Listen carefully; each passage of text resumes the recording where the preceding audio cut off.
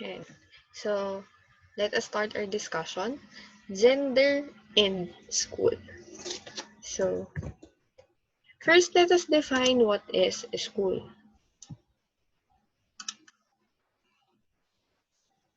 Wait lang po. Ayan. School, according to Merriam-Webster, is an organization that provides instruction. Next is, it is a place where children go to be educated according to Cambridge Dictionary. So, technically, a school is a place wherein the children or the students or the people were educated. Okay, maraming tinuturo ang school or ang education sa atin. So, isa-isahin natin. First one is socialization. In school, we learn how to socialize with other people. Am I right? So, first of all is that lang. First of all, syempre, in a setting or in a classroom setting, syempre, we're facing pandemic today, and I'm really sad that I won't be able to meet you all, but syempre, I wanted to make an effort. So, before, nung wala pang pandemic, we can see each other face to face. Diba? So, as your classmates, after midterms, you can go hang out with them. Diba? So, you can have your party and isang maliit na salo-salo. Yan. Unwinding. So, that is one lesson that is taught by the school or by the school, syempre. We meet other people there, not just classmates. So, yung classmates na we became friends with them, right? So, yung friends na yon would turn into something. It could last forever until death, or it could be a short time. Okay? Next, we meet teachers. Teachers could be either your mentor na matatouch yung inyong personality bilang isang tao and bilang isang student. So, may mga teachers or mga professors na nakakapagpabago sa atin, hindi ba? And sometimes they're in a good way or in a bad way. Okay? But that is one thing also that that the school give us, or that is the privilege of being in school. So, next one is yung other people. So, aside from socialization, we learn lessons. It could be a classroom lesson wherein tinuturo sa atin ng mga teachers yung mathematics, science, calculus, yung technicals, yung sa mga majors ninyo. So, that is an example of classroom taught lessons. So, next part na itinuturo ng school is yung, syempre, aside from socialization, is yung life lessons. Diba? Hindi lang naman tinuturo sa atin ng mga teachers natin kung ano yung mismong lesson. Tinuturo din nila sa atin yung experiences nila. And what is the outcome through that kind of experience. And also, almost 20% of our lives is spent in school. Pa?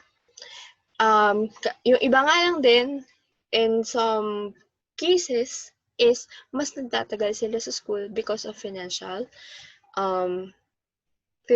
problems. Di ba? Yung nahihinto sila dahil nga hindi sapat yung pambaon or hindi sapat yung pang-tuition. So that is one. So why is school is an agent of socialization? Since, syempre, aside from our family, we are always at school before we go into the workplace or go to the workforce, right? So first one is syempre yung family natin. That is the first agent of gender socialization. They taught us the different values, yung culture, being in the society. So after nun, after we meet our family, after being socialized with our family, next one is we have this is school. We have the school. Since I think from the policy of K-12, you can go from 5 years old, yung mga nagki-kinder, no? What more pa kaya yung mga uma-attend pa ng daycare, 'di ba? So, yan. So, we spend almost 20% and more of our lives in school. Siyempre, ngayon, Keto 12, di ba?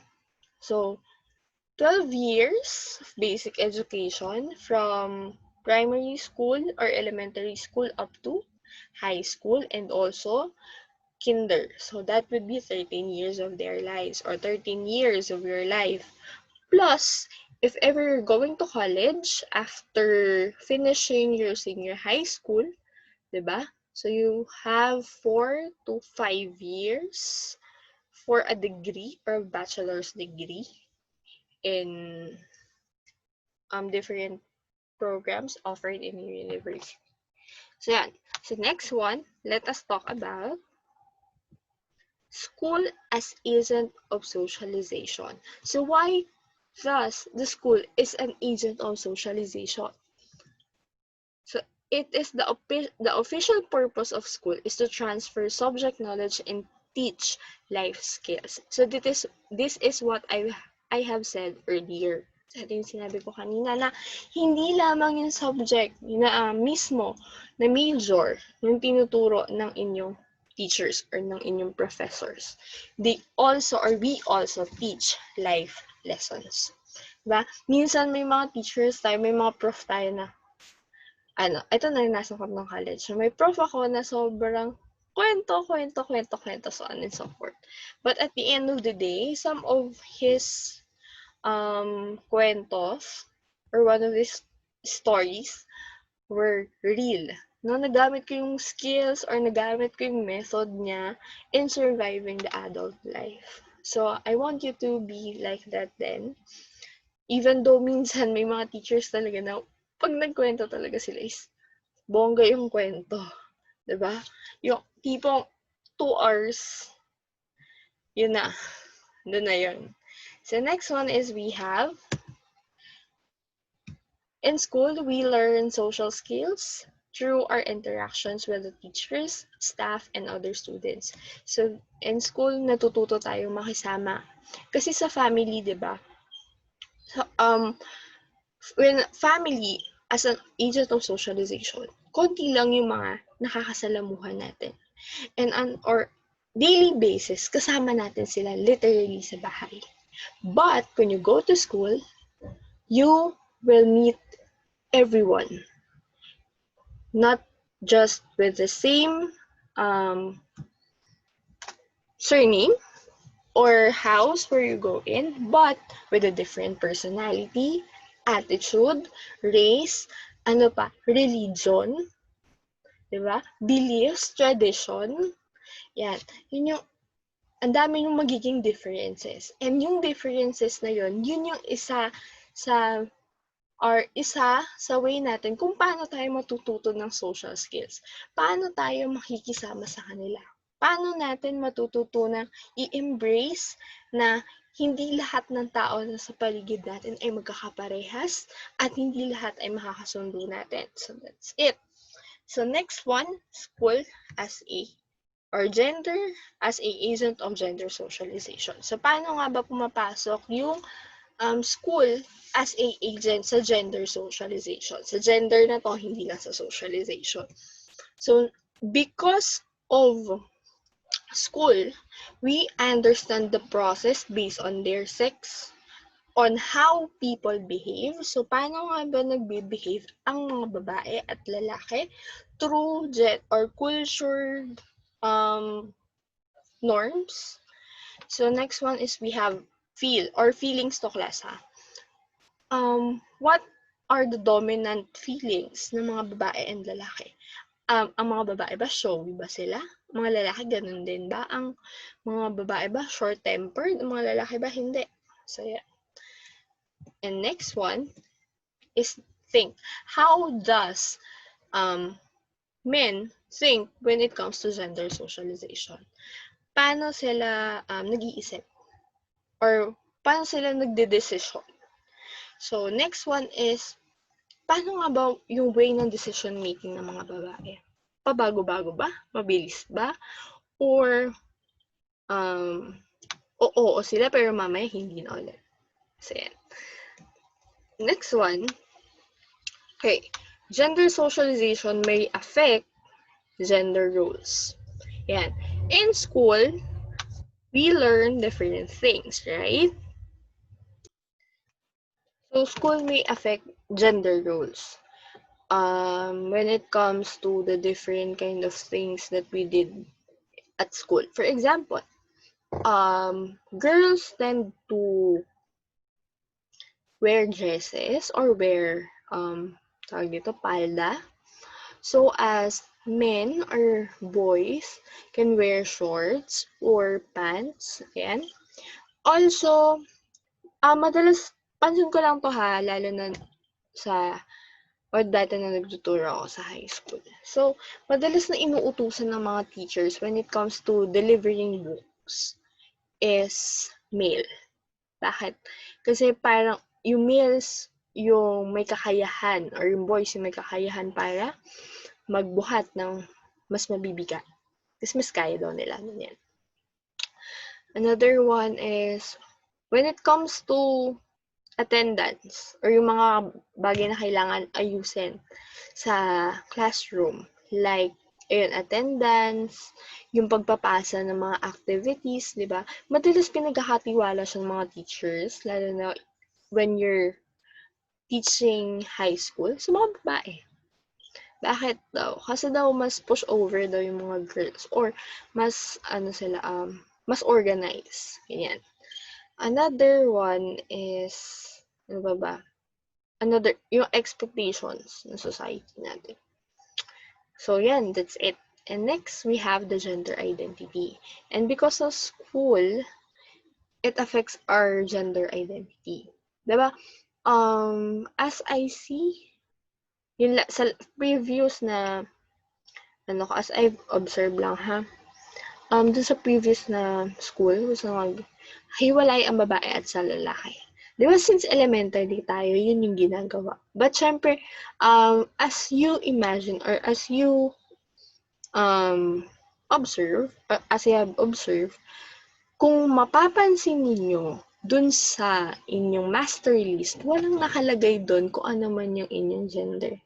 That is because all of the public schools or sectors of government like Cavite State University is implementing gender and development. Meaning to say, what are the concept that comes or yung mga bagay na sakop ng gender and development is we need to apply it in our workplace or in the institution. So, mapapansin nyo is co-ed siya or halo yung names ng babae at sa lalaki.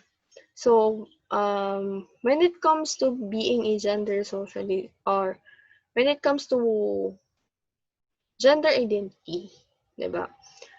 Dito din because of school, dun din natin nare-realize or dun din tayo nagkakaroon ng iba't ibang idea about our gender.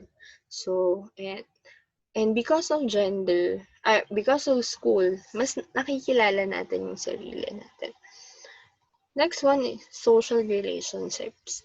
So, as I have mentioned kanina, is in school, we learn how to socialize with other people other than our family before we can go or before we go to the workplace.